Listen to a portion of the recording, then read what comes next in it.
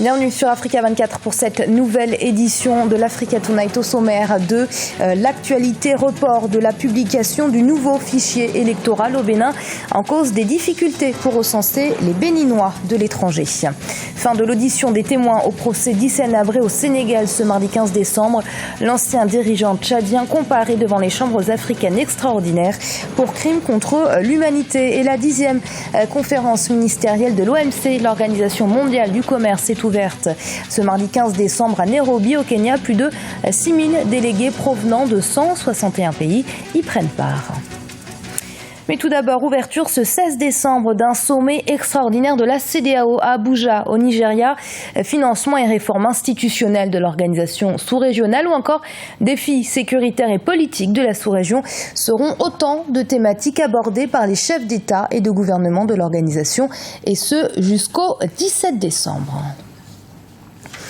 Nouvelle date pour la fin de l'actualisation du fichier électoral au Bénin. Initialement fixée au 15 décembre, la publication ne sera effective que le 22 décembre. Un changement de calendrier qui s'explique notamment par les difficultés rencontrées par les autorités pour recenser les Béninois de la diaspora. C'est un sujet de Déo Gracias Kpodo.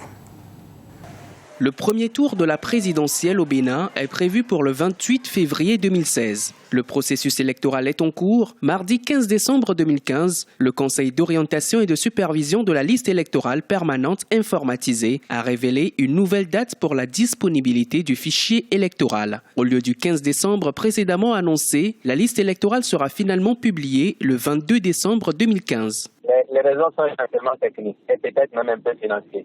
Il y a des discussions préalables qui ont conduit le gouvernement à décider de renouveler le stock de cartes, le retour tardif de certaines délégations parties hors du pays pour recenser les Béninois de l'extérieur qui sont pris en compte dans le processus de vote pour la présidentielle. De fait, il était impossible de rendre compte et de commencer à dérouler le reste du calendrier comme prévu. D'où ce décalage d'une semaine qui, encore une fois, ne semble pas exagéré compte tenu du délai dont dispose encore le COSLEPI.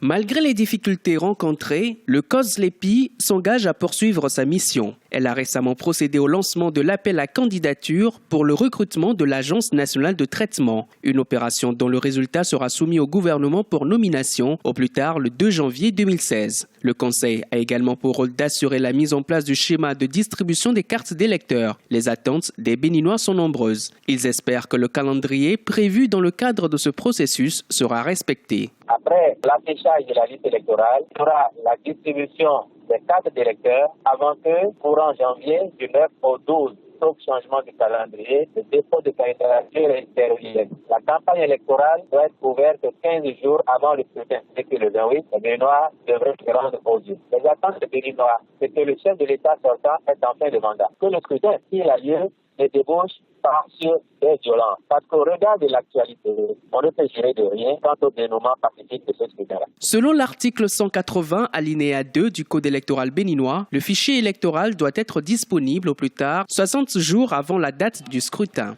Le Conseil d'orientation et de supervision du processus a donc en principe jusqu'au 28 décembre 2015 pour effectuer cette publication. Un délai qui ne sera pas franchi, rassurent les responsables du COSLEPI.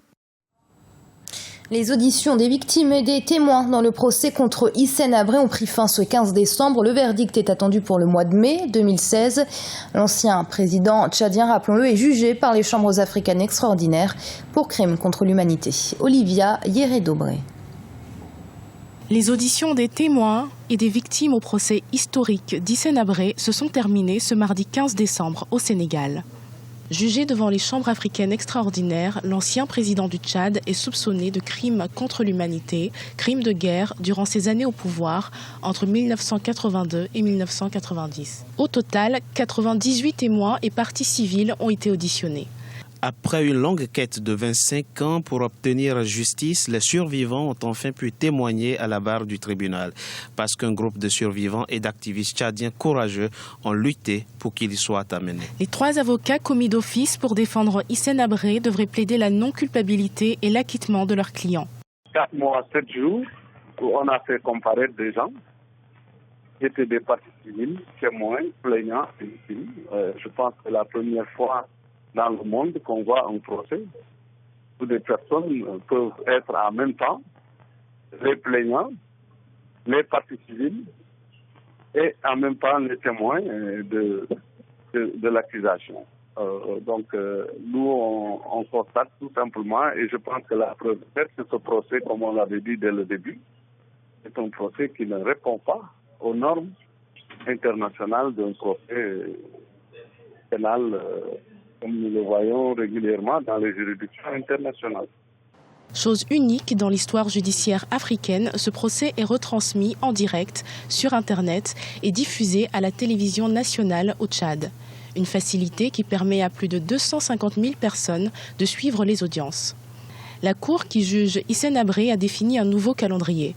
Les plaidoiries devraient débuter mi-janvier. Le verdict n'est pas attendu avant le mois de juin 2016.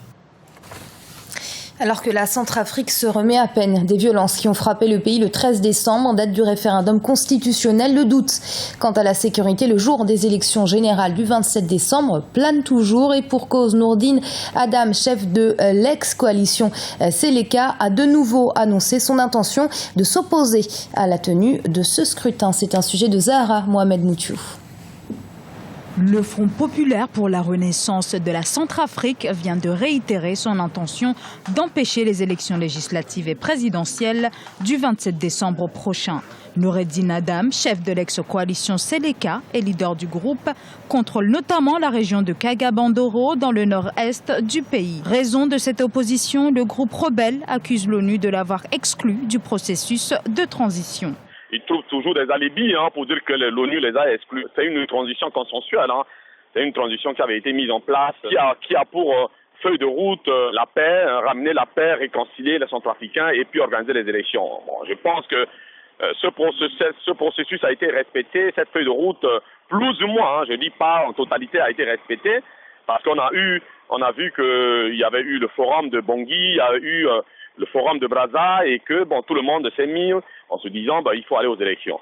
Mais je n'ai pas compris pourquoi ils disent qu'ils ont été exclus. Cette annonce n'inquiète pas outre mesure, affirment les autorités en charge des élections. Le premier tour de l'élection présidentielle devrait se tenir le 27 décembre prochain, une échéance déjà maintes fois reportée. L'annonce qui a été faite par ce groupe militaro-politique est une surprise au sein de la population déjà. C'est pas la première fois que M. Noureddine fasse des déclarations aussi provocantes et incendiaires.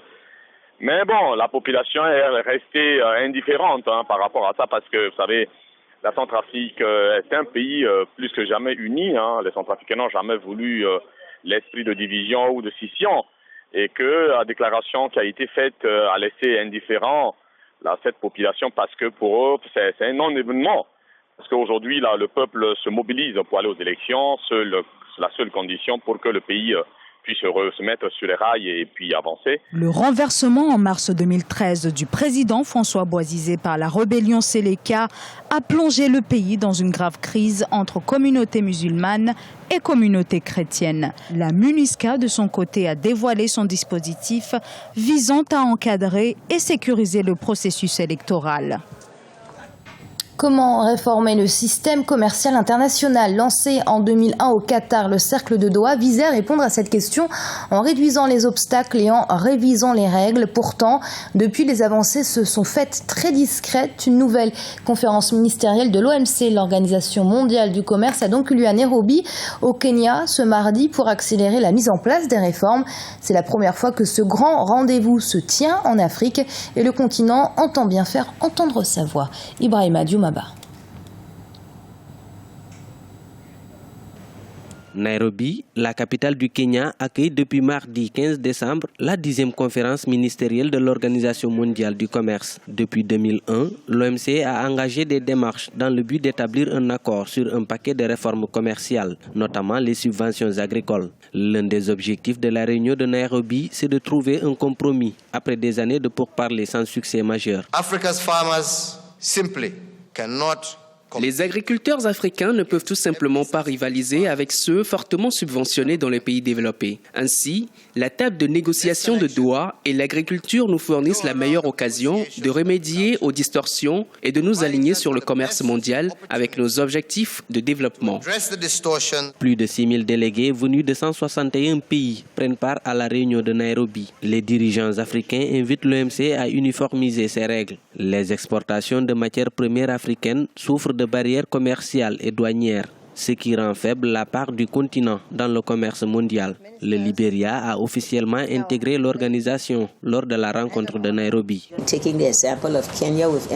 En prenant l'exemple du Kenya avec le M-Pesa, nous y arriverons. Nous avons parlé à des sociétés ici pour voir comment nous pourrions entamer ce même processus d'intermédiation financière par des moyens techniques, par le biais de l'électronique. Ce sont quelques-uns des avantages auxquels le Libéria s'attend après son adhésion. La réunion ministérielle de l'OMC se tient pour la première fois en Afrique subsaharienne. Les pays en développement vont plaider la révision des barrières tarifaires élevées qui frappent les exportations de produits vers les pays industrialisés. Il s'agit notamment du sucre, des céréales, des métaux et des textiles. Le sommet va aussi se pencher sur la sécurité alimentaire, l'énergie, les investissements ainsi que les petites et moyennes entreprises. Et ce journal a été préparé par l'ensemble de la rédaction. Merci de l'avoir suivi. Restez sur Africa 24 dans un instant, une nouvelle édition de l'information.